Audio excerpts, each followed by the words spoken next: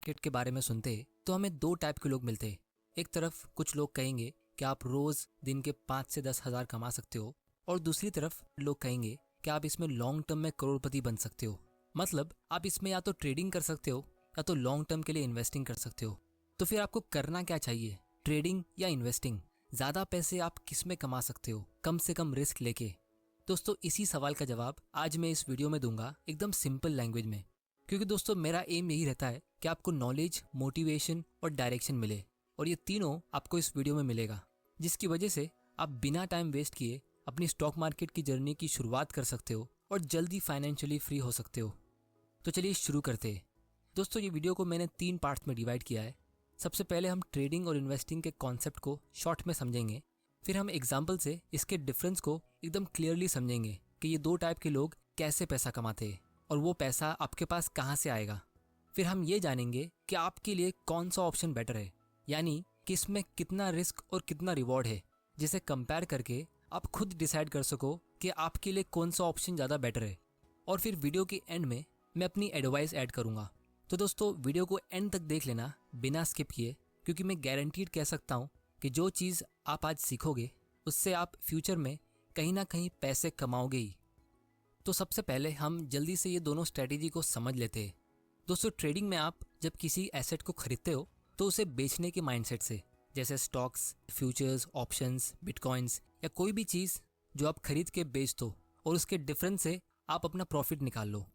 कुछ ट्रेडर्स होते जो कुछ ही मिनटों में भी स्टॉक्स को खरीद के बेच देते हैं, और मार्केट में जो छोटा मोटा फ्लक्चुएशन होता है 1 या 2% का, वो उसी से अपना बड़ा प्रॉफिट निकाल लेते हैं। अब आप पूछोगे कि ये कैसे पॉसिबल है? तो ये चीज़ हम थोड़ी देर में एग्जाम्पल के साथ डिटेल में जानने वाले हैं। अब दूसरी तरफ लॉन्ग टर्म इन्वेस्टर्स सिर्फ स्टॉक्स खरीदते और ऐसे कोई भी कॉन्ट्रैक्ट्स नहीं खरीदते, और वो अपने स्टॉक्स को लॉन्ग टर्म के लिए होल्ड करते, जैसे 10 या 15 साल या फिर लाइफ टाइम। क्योंकि इनकी सोच कुछ ऐसी होती है कि जब कंपनी अच्छा करती है तो उसकी वैल्यू बढ़ती ही है, जिसकी वजह से लॉन्ग टर्म में उसके स्टॉक का प्राइस ऊपर जाता ही है। शॉर्ट टर्म में उसका स्टॉक प्राइस उसकी वैल्यू से थोड़ा ऊपर या नीचे हो सकता है टेम्परेरी इमोशंस की वजह से, लेकिन लॉन्ग टर्म में उसका स्टॉक प्राइस उसकी एक्चुअल वैल्यू को फॉलो करता है। तो वो कंपनी की एक्चुअल ग्रोथ से ये लॉन्ग टर्म इन्वेस्टर्स अपना प्रॉफिट अर्न करते हैं। तो दोस्तों, आप में से कुछ लोग मुझसे कहोगे कि जब हम रोज ट्रेडिंग से अच्छा प्रॉफिट अर्न कर सकते तो फिर लॉन्ग टर्म के लिए इतना वेट क्यों करें? तो वो जानने से पहले हम इन दोनों स्ट्रेटेजीज को अच्छे से समझ लेते हैं, इनके रियल डिफरेंस को जान लेते हैं इन दो एग्जाम्पल्स के जरिए, कि ये दो टाइप के लोग एक्चुअली में पैसा कमाते कैसे है और वो पैसा आता कहाँ से है। तो सबसे पहले एग्जाम्पल में मान लो आप अपने दोस्त से एक कॉइन की टॉस पे शर्त लगाते हो।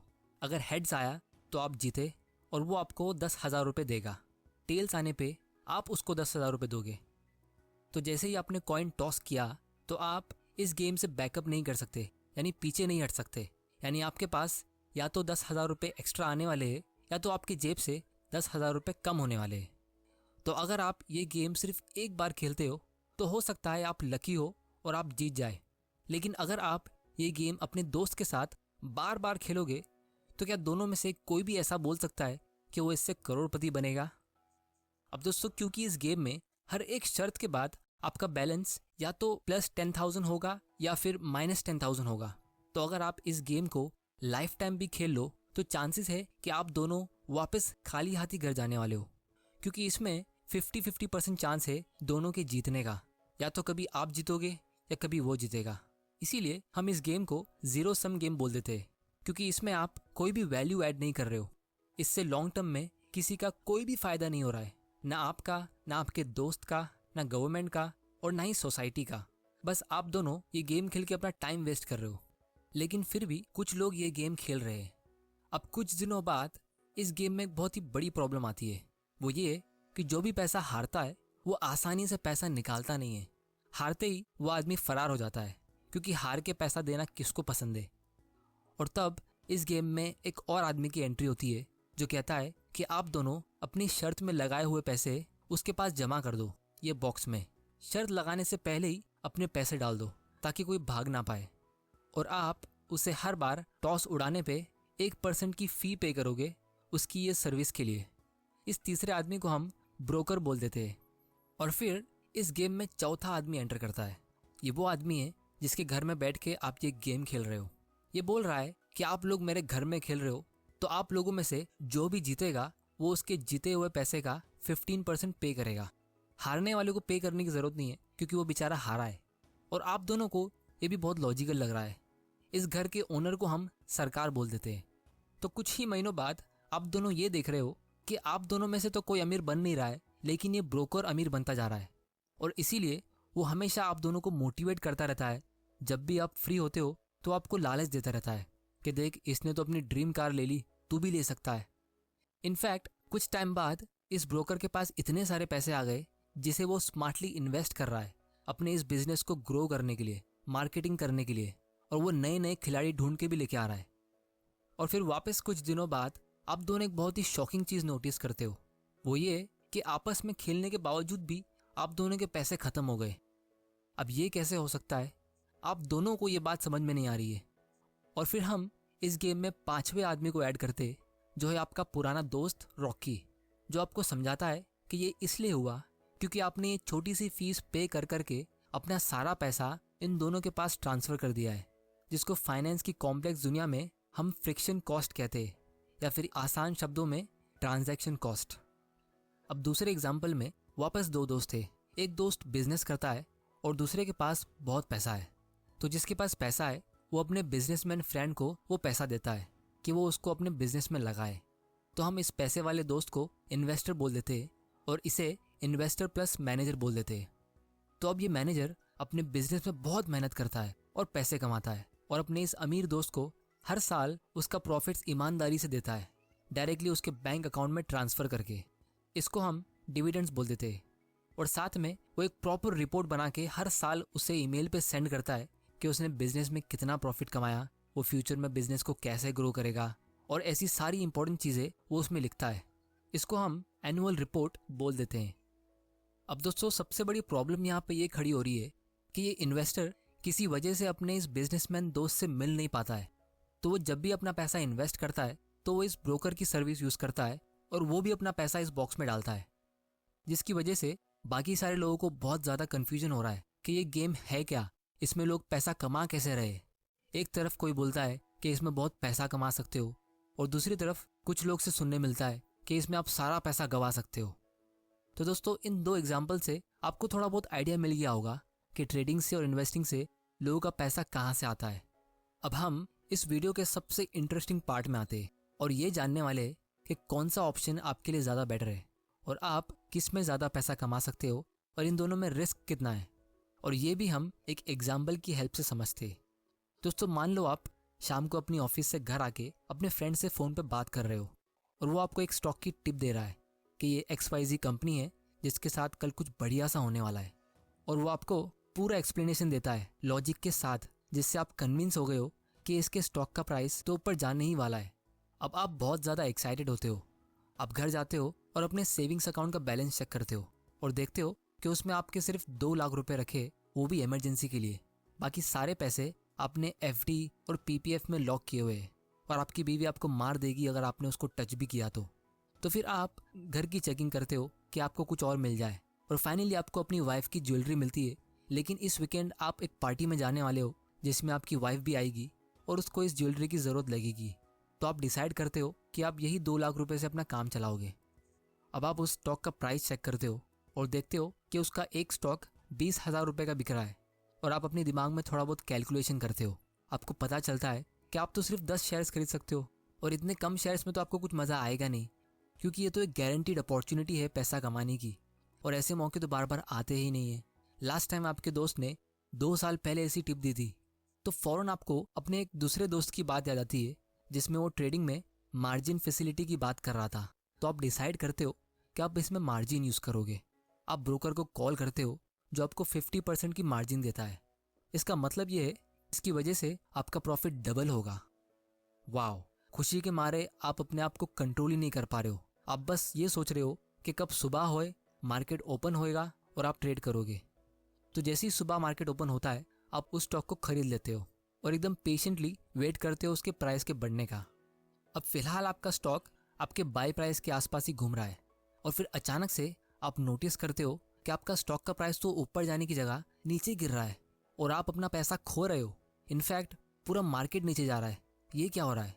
आप पता लगाने की कोशिश करते हो कि ये हो क्या रहा है। आप अपने दोस्त को फ़ौरन कॉल करते हो, लेकिन उसका फ़ोन तो बिजी आ रहा है। फिर आप गूगल करते हो और कुछ ही मिनटों में आपको पता चल जाता है कि ये मार्केट नीचे क्यों जा रहा है।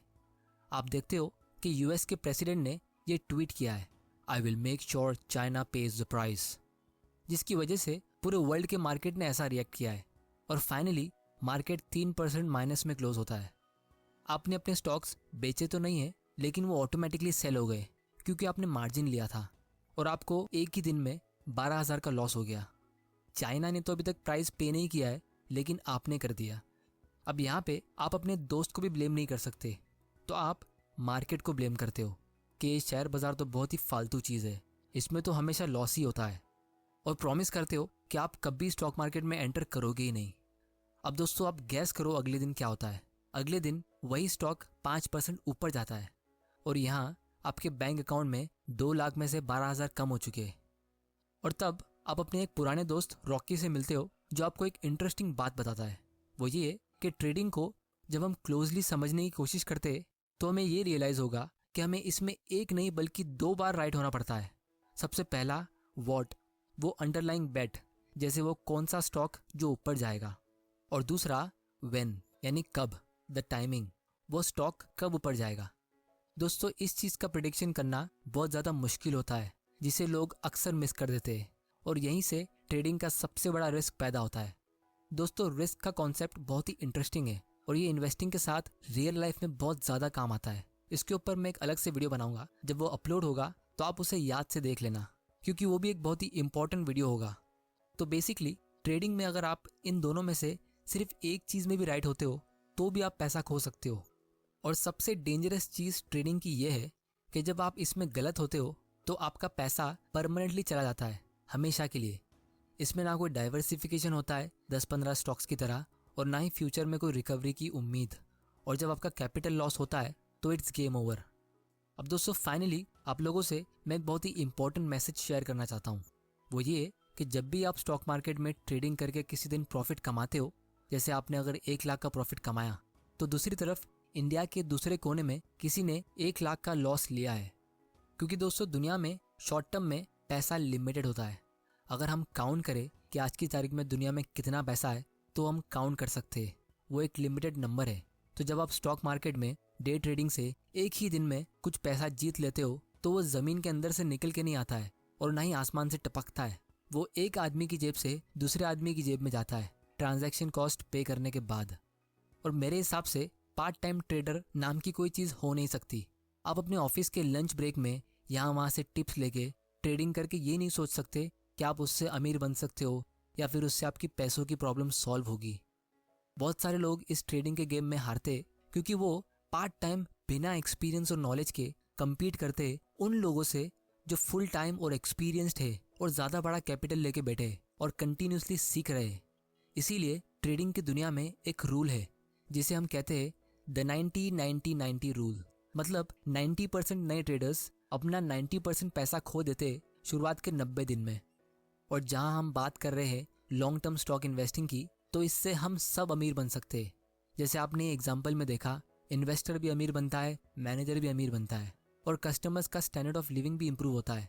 नए जॉब्स क्रिएट होते हैं, कंट्री की जीडीपी बढ़ती है और इकोनॉमी आगे बढ़ती है। क्योंकि लॉन्ग टर्म में पैसा और अपॉर्चुनिटीज़ दोनों हमेशा अनलिमिटेड होते हैं, वरना हम आज भी जंगल में होते और जानवरों का शिकार कर रहे होते स्विगी पे खाना ऑर्डर करने की जगह पे। दोस्तों बहुत सारी कंपनीज है जिनके स्टॉक्स पिछले 10-15 सालों में कई गुना ऊपर गए। 20 साल पहले सेंसेक्स 4,000 पॉइंट्स पे था और आज वो 40,000 के भी ऊपर है। मतलब 20 साल में 10 गुना ऊपर।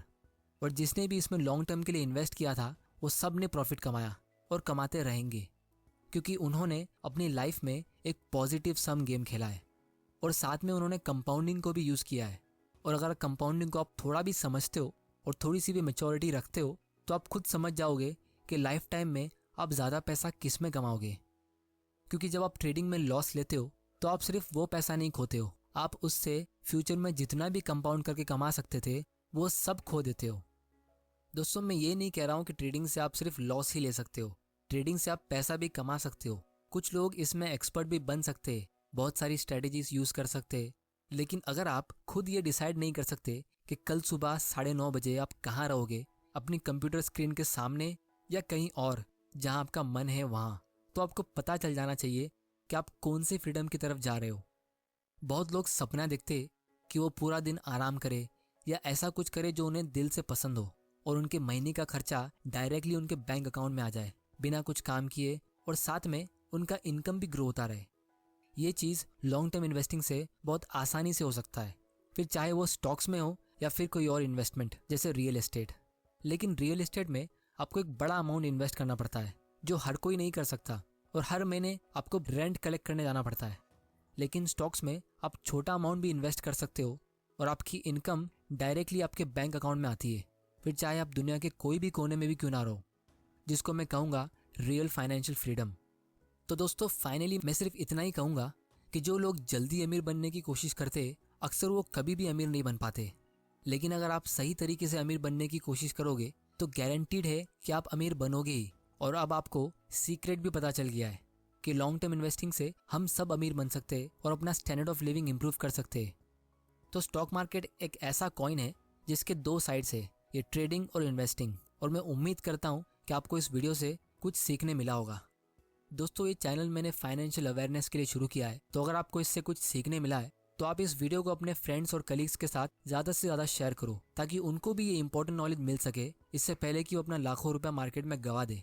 और अगर आपने इस चैनल को अभी तक सब्सक्राइब नहीं किया है तो जल्दी से कर लो और बेल आइकन को प्रेस कर देना, क्योंकि मैं ऐसे इंपॉर्टेंट वीडियोस आपके लिए लाता रहूँगा।